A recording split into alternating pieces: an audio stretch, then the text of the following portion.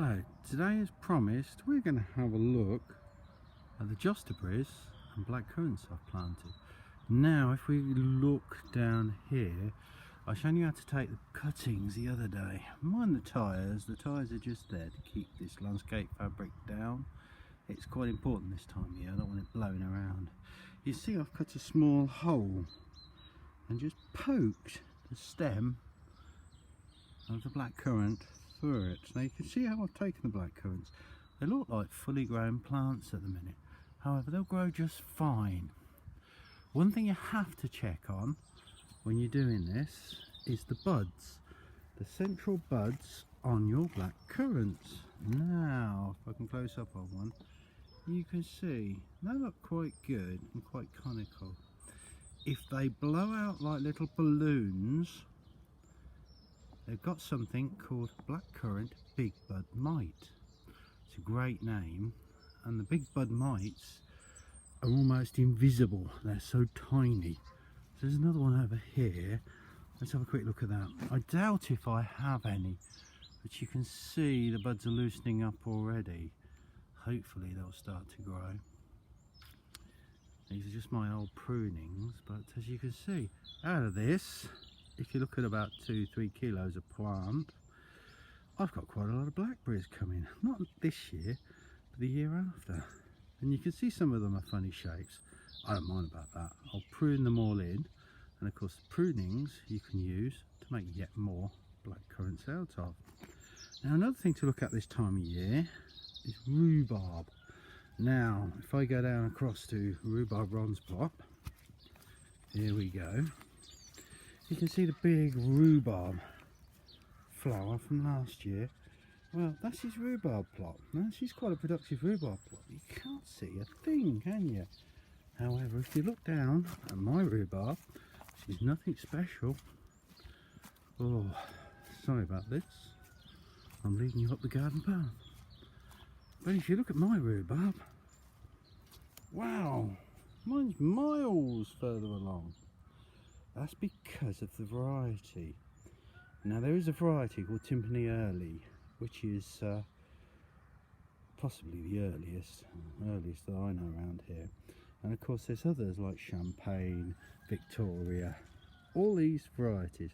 And also there's local clones of rhubarb. And local clone means things they've grown in this area that have done particularly well, so they carry on growing them year after year. And when you take over an old allotment plot, quite likely you will have your rhubarb already installed. However, you can change that if you like, but be careful when you do. Don't throw out the old to bring in the new. Keep what does well and look for something slightly different. Now, rhubarb plants cost about £5 each. It's a lot of money. However, if I walked around this allotment, I could see 10 different rhubarb plants, all which is quite sprawling, all which has got roots hanging off them everywhere, and that's what I intend to do. So by the time I finish my fruit bed, because as far as I'm concerned, rhubarb is a fruit, it's the celery of the gods. If you look at this area, now that has got my fruit bushes on it. This area of messy cardboard is when I do my shopping. I bring a cardboard box or two back, put my shopping in and leave them outside till they get soggy, and then they fall apart, and then I put them down here. That in the next couple of weeks we're going to show you how to put in raspberries. Now I'll put my raspberries for the first year through cardboard, and the reason why is this cuts out all the light and stops the seedlings from being a big problem. You still might have some perennial weeds poke the way through, but you can deal with them. If you haven't got to deal with everything, the odd bits are quite a lot easier to deal with. And so that will be my raspberries. And the whole reason why is because there'll be another strip of soft fruit here. I'll rake it out when it's less sticky, and that again will be just like before, apart from this time, instead of jostaberries and black currants, it'll be gooseberries and red currants. Now the whole idea is that I put a couple of scaffold poles in each of the corners and put some of my blue alkathene piping, a little bit thicker grade than I've used for these rather squashed nets, and I'll put that up over the top, and that'll be my walk-in fruit cage. And the highest bit will be in the middle, where the raspberries will get the tallest, because they'll get up to 8 foot high, which is 2 meters 40 centimeters. So they're going to be quite, well, that's 8 foot, yeah, that's 8 foot. So they're going to be quite tall. So I need the highest bit in the middle and the bushes around the outside.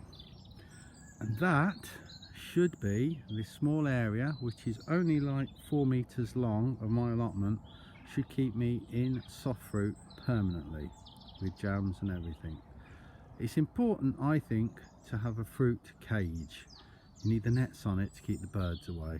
As you can probably hear this morning, the birds are singing themselves silly. But without a fruit cage, I'll lose so much of my crop. It's a big investment to make, so I don't want to buy one off the shelf.